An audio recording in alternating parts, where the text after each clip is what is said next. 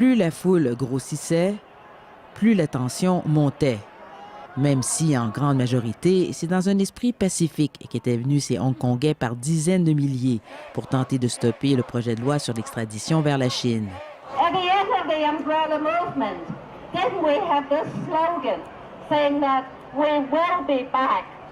We are back! Le Conseil législatif étant ceinturé, des élus n'ont pu s'y rendre. L'examen du projet de loi a donc été reporté.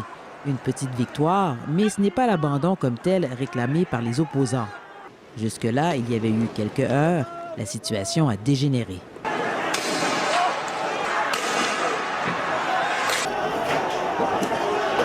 Ça a duré pendant des heures.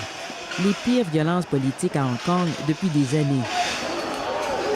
La police assure qu'elle a fait preuve de retenue jusqu'au moment de devoir freiner, à ses dires, des bandits qui tentaient de prendre le Parlement. Angry, betrayed, just let down by the Hong Kong police. I can't believe they're shooting people with rubber bullets. Les inquiétudes sont multiples face à ce projet de loi qui pourrait envoyer quiconque, hongkongais, expatrié ou visiteur, recherché par les autorités de la Chine dans ce pays où la justice est arbitraire. La dirigeante hongkongaise, au cœur de la crise, se défend avec une rare émotion d'être à la solde du pouvoir central chinois.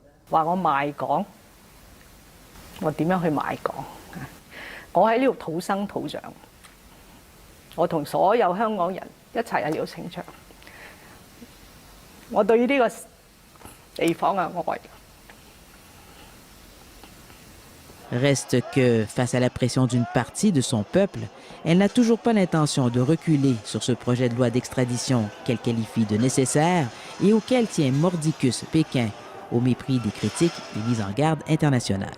Ici Annick Béraud, Radio-Canada, Hong Kong.